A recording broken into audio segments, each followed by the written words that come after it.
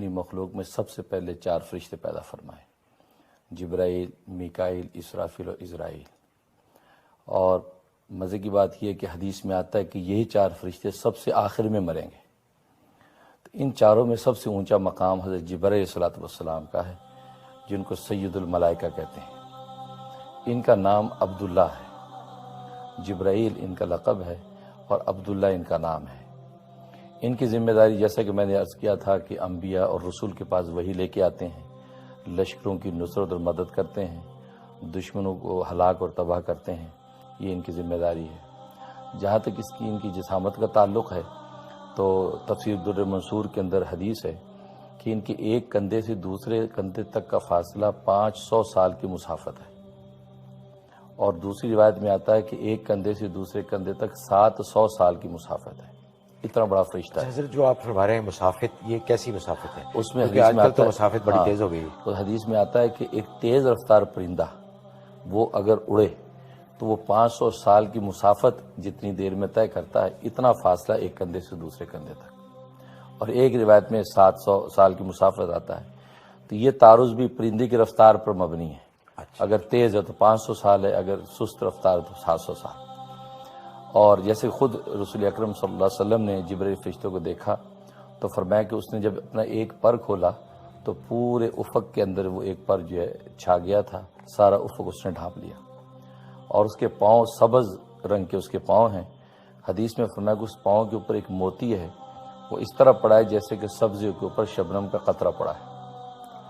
اس کی پیشانی منور ہے، اس کے بال جو ہے وہ گھنگریالے ہیں، اور اس میں پروں کے اندر موتی اور لؤلؤ جڑے ہوئے ہیں، اور دانت اس کے چمکدار اور چمکیلے ہیں۔ سر جو ہے وہ مرجان سے بھی زیادہ سفید ہے۔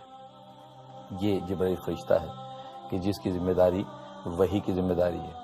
ایک مرتبہ حضرت حمزہ رضی اللہ تعالیٰ نے عرض کیا سرکار دو عالم صلی اللہ علیہ وسلم سے کہ مجھے جبرائیل فرشتے کی زیارت کرنی ہے۔ حضرت صلی اللہ علیہ وسلم نے فرمایا کہ آپ اس کو دیکھنے کی تاب نہیں لا سکیں گے۔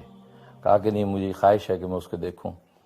تو سرکار دو عالم صلی اللہ علیہ وسلم نے حضرت جبرائیل سے یہ بات پہنچائی، کہا کہ ٹھیک ہے، انہیں کہا کہ بیت اللہ میں آ جائیں۔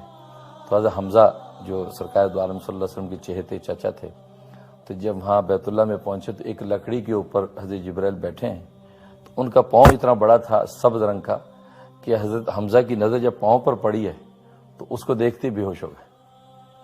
اتنا بڑا یہ فرشتہ ہے، لیکن اللہ تبارک و تعالیٰ کے سامنے ان کی کوئی حیثیت نہیں رہتی۔ یہاں تک کہ خود حضرت جبرائیل فرماتے ہیں کہ نبی پاک صلی اللہ علیہ وسلم سے فرمایا کہ اسرافیل مجھ سے بھی بڑا فرشتہ ہے، اور اس نے اپنے کندھے پر عرش الہی کو اٹھا رکھا ہے، اور فرمایا کہ لیکن اللہ کی کبریائی اور ہیبت سے بس اوقات پگھلتا پگھلتا وہ چڑیا کے برابر ہو جاتا ہے۔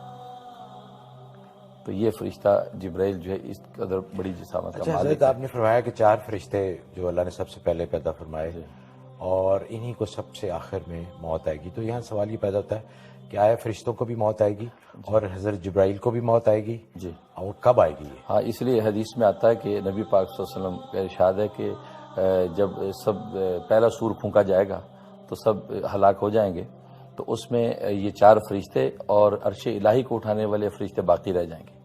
اللہ تعالیٰ ملک موت سے پوچھیں گے کون زندہ ہے، تو عرض کرے گا 4 فرشتے جبرائیل، میکائیل، اسرافیل و اسرائیل زندہ ہیں، اور عرش الہی اٹھانے والے فرشتے زندہ ہیں۔ تو اللہ تعالیٰ فرمائیں کہ عرش الہی اٹھانے والے فرشتوں کی روح قبض کر لو، تو ملک الموت ان کی روح قبض کر لے گا۔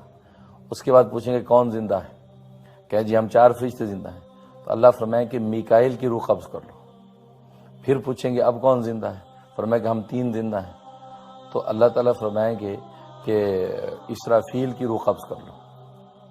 اس کے بعد پوچھیں گے اب کون زندہ ہے، تو ملک الموت کہے گا میں زندہ ہوں، جبرائیل زندہ ہے۔ اس میں ایک روایت میں آتا ہے کہ اللہ تعالیٰ فرمائے کہ جبرائیل کی روح قبض کر لو، گویا کہ جبرائیل ملک الموت سے پہلے مریں گے۔ اور ایک روایت میں آتا ہے اللہ تعالیٰ فرمائے کہ اسرائیل تو بھی مر جا، تو وہ مر جائیں گے۔ تو اب اللہ تعالیٰ پوچھیں گے جبرائیل سے کہ کون زندہ ہے، تو جبرائیل کہیں گے کہ اے اللہ تیری باقی ذات باقی ہے اور میری فانی ذات باقی ہے، اور کوئی بھی نہیں۔ تو اللہ تعالیٰ براہ راست جبرائیل کو بھی ماریں گے، کہیں گے جبرائیل اب تو بھی مر جا۔ یہ وہ وقت ہوگا کہ جب کوئی بھی زندہ نہیں ہوگا، اور اللہ تبارک و تعالیٰ 3 اعلان فرمائیں گے کہ لمن الملک اليوم، آج کے دن کس کی بادشاہت ہے۔ لمن الملک یوم، آج کی دن کس کی بادشاہت ہے؟ تو تیسرے اعلان کے بعد خود ہی فرمائیں گے کہ للہ الواحد القہار، یہ اس ایک یکتا ذات کی بادشاہت ہے کہ جو زبردست ہے۔ اچھا حضرت، آپ نے فرمایا کہ حضرت جبرائیل کا اصل کام تھا کہ وہی، تو حضور صلی اللہ علیہ وآلہ وسلم کے بارے میں تو ہم سب کو پتہ ہے کہ حضرت جبرائیل ہی وہی لے کے آتے تھے، تو باقی پیغمبر جو گزرے ہیں حضور سے پہلے، سب کو حضرت جبرائیل ہی ان کے لیے وہی لے کے آیا کرتے تھے؟ جی یہی انہی کی ڈیوٹی یہی تھی، تمام انبیاء اور رسول کے پاس وہی حضرت جبرائیل علیہ الصلوۃ والسلام بھی لے کر آتے تھے، اور اس لیے حضرت جبرائیل علیہ الصلوۃ والسلام کو خادم رب عز و جل بھی کہتے ہیں کہ اللہ تعالیٰ کے یہ خادم ہیں، اور نبی پاک صلی اللہ علیہ وسلم کے ساتھ تو ان کو بڑا تعلق تھا، بلکہ ایک حدیث میں آتا ہے کہ نبی پاک صلی اللہ علیہ وسلم نے پوچھا کہ جبرائیل، تیری نظر میں میرا جو مقام ہے وہ تو میں جانتا ہوں، لیکن اللہ کے ہاں میرا کیا مقام ہے؟ تو حضرت جبرائیل علیہ الصلوۃ والسلام نے فرمایا کہ میں جتنے بھی نبیوں کے پاس وہی لے کے گیا ہوں، آپ سے زیادہ محبوب اللہ کی نظر میں کوئی نبی نہیں ہے۔ اور اس کے بعد فرمایا کہ اسرافیل اللہ تبارک و تعالیٰ سے اتنا قریب ہے کہ صرف 70 نور کے پردوں کا فاصلہ ہے، لیکن اگر کسی بھی نور کے پردے کے وہ قریب ہو گیا تو وہ جل کر راکھ ہو جائے گا۔